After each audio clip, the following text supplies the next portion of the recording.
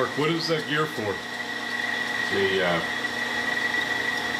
8mm, 3-inch wide sprocket for the primary belt drive on my fuel bike that Rich Casciano carved up both the flange and that aluminum pulley that I'm machining now, and I'm putting the two pieces together. He's the owner of Keyway? Formerly Keyway, and now known as CAS Machining, which is now run by his son now that Rich retired. Oh, I didn't know you're retired. That's great. Yeah, he's done, fully retired. Good for him.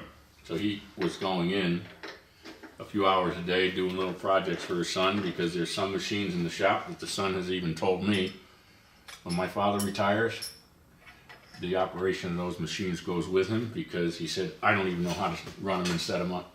Wow. They're so technical. So Rich is of a bygone era of mechanically operated machinery. Right. Everything's going to CNC? Yeah.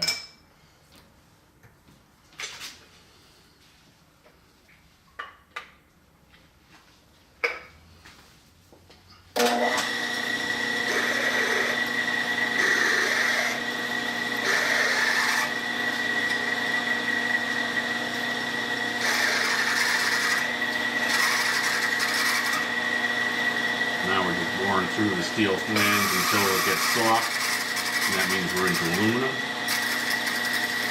And then the aluminum gets tapped with the smaller hole that's below. Right there, she just released. And now we're reasonably below the steel flange so that the threading dies aren't grabbing the flange as I'm threading. It's strictly grabbing the aluminum below.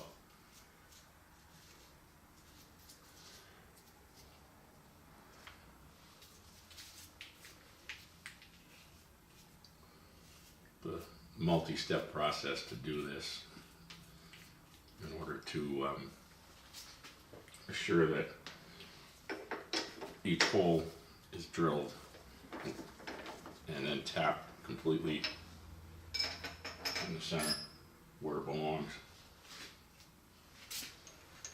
Now we'll put the tap in and go below the hole we just made and grab aluminum.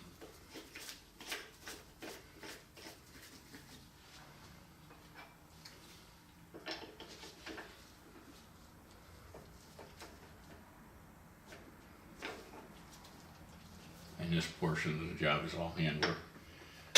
Basically, we're just using the head of the Bridgeport. We release it so that it turns by hand, and I'm going to thread using the head so that the tap never deviates from straight down.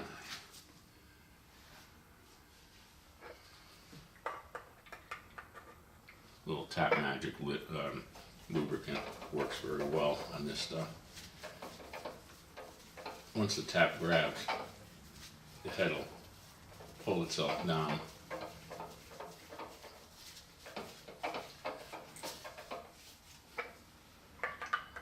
Freely by the amount of distance the tap is traveling each rotation. Just make a few rotations down, back it up so you break the chips off. They're accumulating in the flutes of the tap. Slow process. There's probably much more efficient ways of doing it, but my mind doesn't work faster, so I have to work slow. Well, you know it's straight and right this way. Yeah.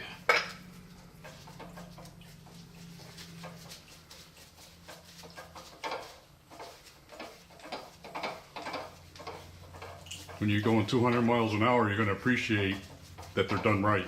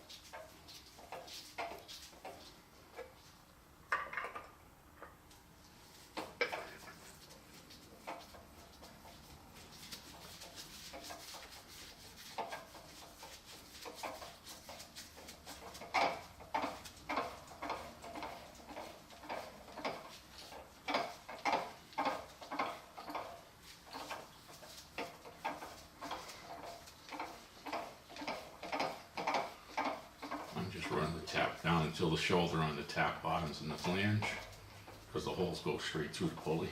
The tap itself isn't bottoming in the hole. Now she's done as far as it'll go.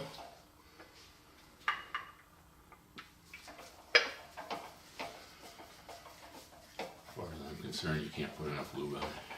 Mm-hmm. You want them threads perfect.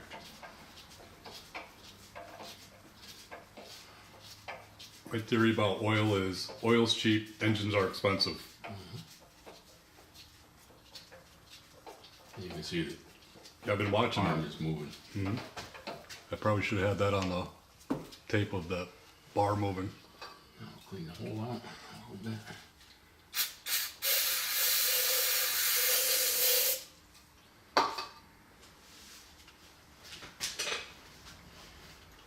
And the next process will be setting up the countersink.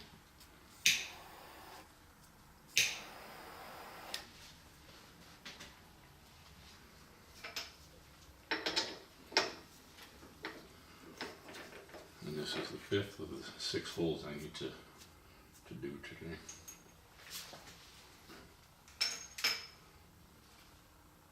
How'd you make out with that twin cam over there? Well, we're going to continue on that today because I only got as far as you and I did the other day, and it wasn't too impressive, and the customer's not impressed. He's not happy.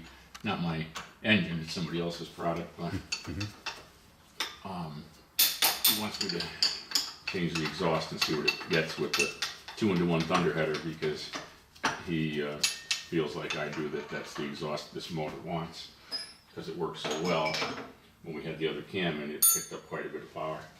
Okay, sounds good.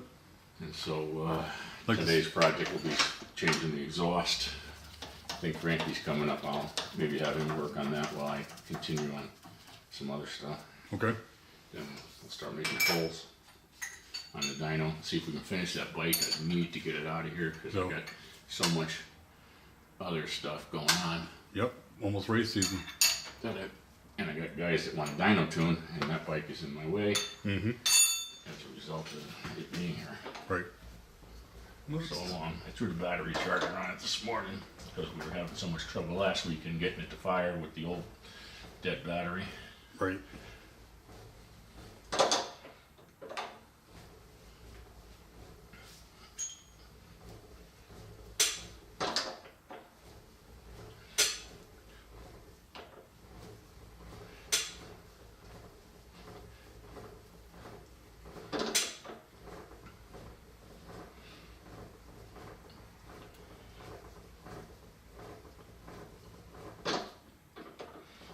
Bring the table up as high as I can so I don't have to bring the quill on the Bridgeport head out any more than we need, which makes the holes more accurate too. Okay.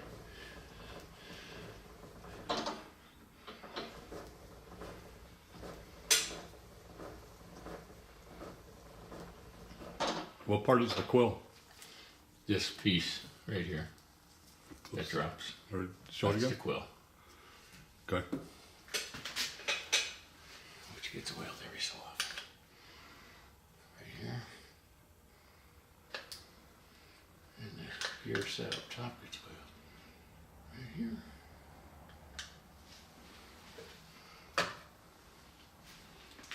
And now this should be in the same spot.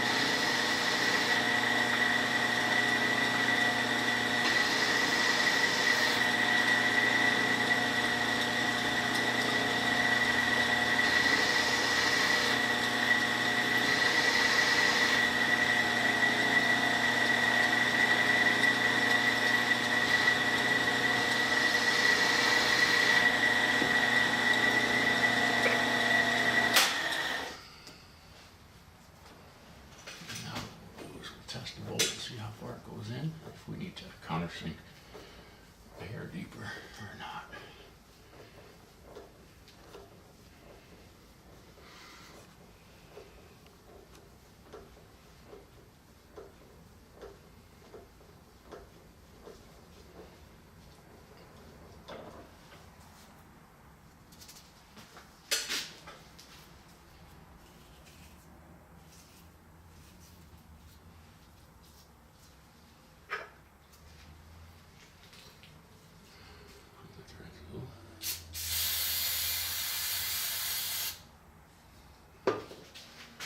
This is just a grade 8 countersink, 5/16, 18.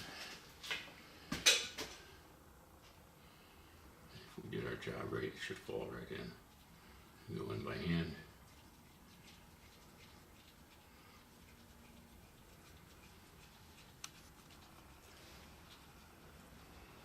And the countersink serves a couple of purposes. One, it allows the heads of the bolt to be flush with the flange so that there's room for the engine bearing, which is right behind it when this is mounted in the seal. And two, it offers a big surface that the flange is biting into, so that the threads alone, the bolt alone, on its thread area isn't doing all the work. And this is torqued. The countersink spreads the load all the way around that big surface that it is. So it actually increases the shear value of it? Yeah, I believe it'll increase the strength because you're not relying on just the bolt to do the job.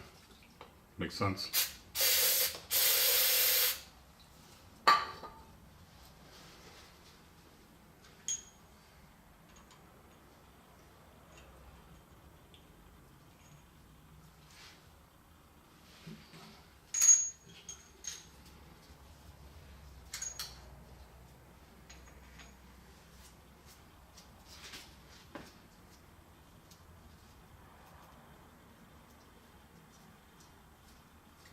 Again, a little resistance down at the bottom, so we're going to run the tap through it again.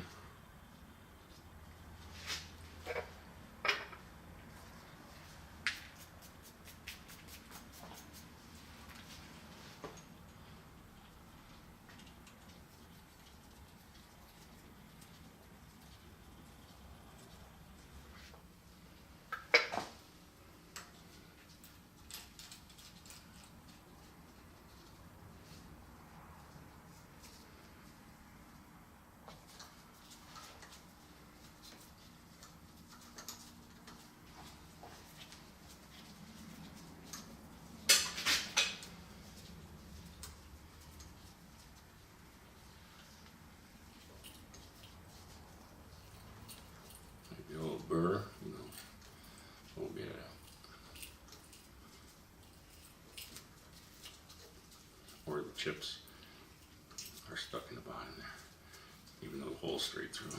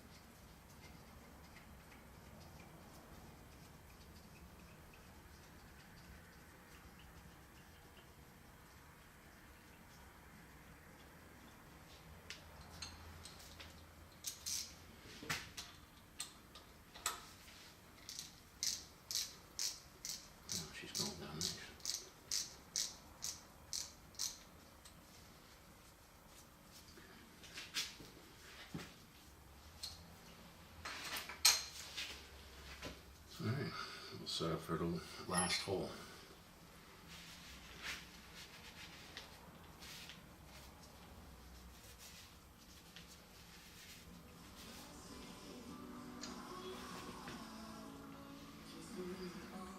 Split the difference.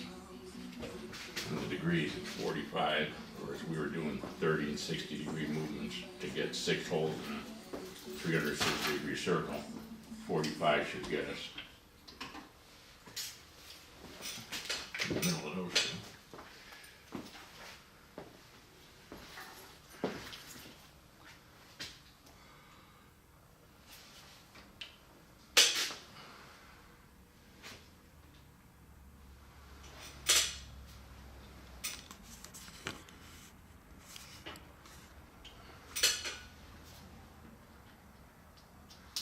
Just so it looks like we knew what we were doing when we did it. So you make an index mark so when it comes apart, it'll always go back together the same. Yeah, which means now we're going to move the table this way and kind of shoot our circle in the foot. Well, we could find it again if we had to go back.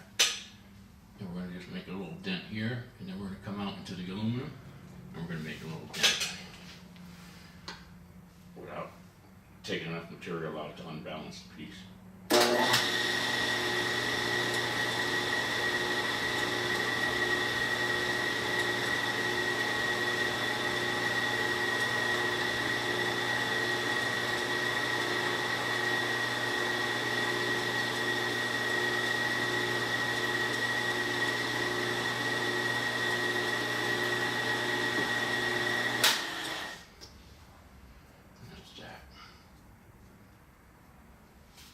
There we go.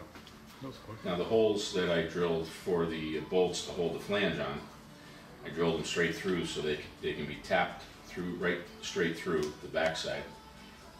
And those holes will offer locations for the lock flange that's going to hold this on to put a couple of bolts to lock that in place so that after you thread this on to the right, you lock it, because when we are starting the motor, we're starting it to the left, which would have a tendency to want to walk the locking piece that runs through the bearing support and loosen it. And so we're going to prevent it from loosening by having these tapped holes here and being able to spin that piece until we get a couple of holes that line up, and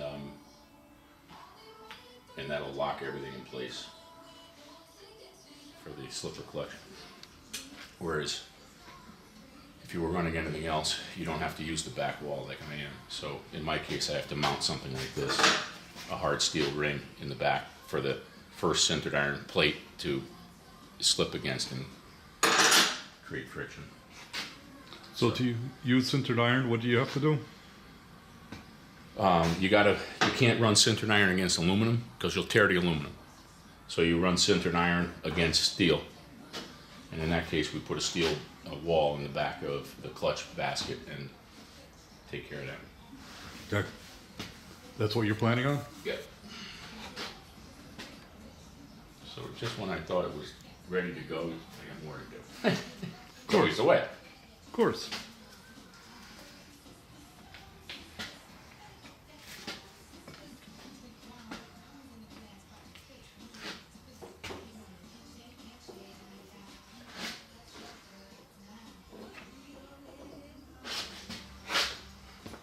Yeah, that's radio.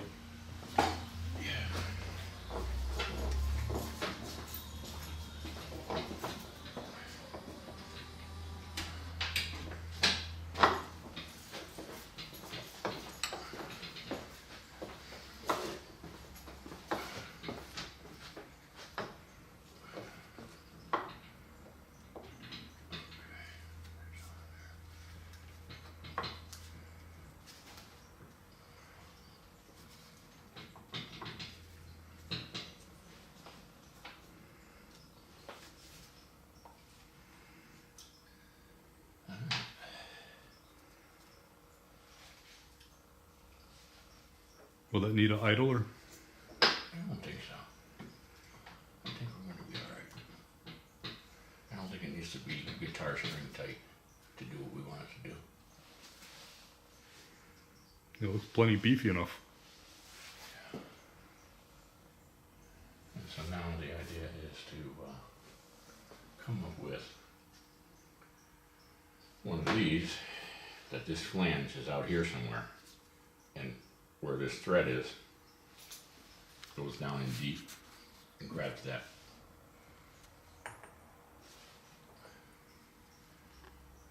Grabs that nut. You know what I mean? Say that again? Where this is on the end, Mm-hmm. it'll be in the middle. Okay. So this thread will go in, grab that, fold down tight against the threads, Okay. Oh, that'll be your starter. and then this will, Engage the starter. yeah, and this will have holes, Mm-hmm.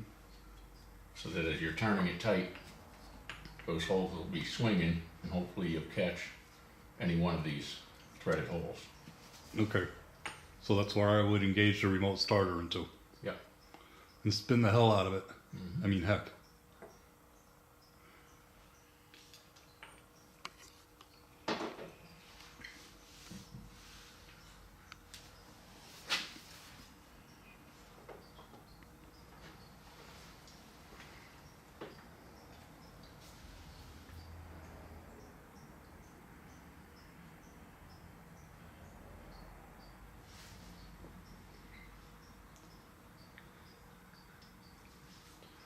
I could take this, machine this off, build the ring this thick, that would slide over this, Right?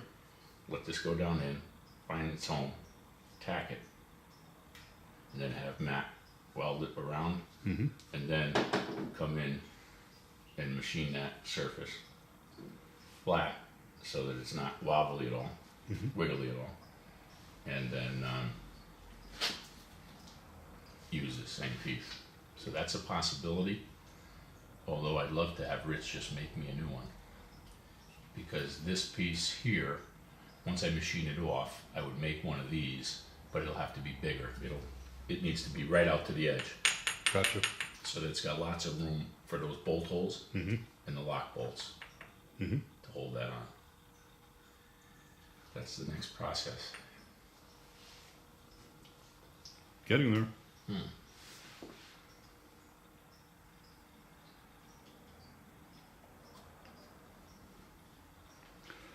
Don't even realize how much work is involved until I see it done.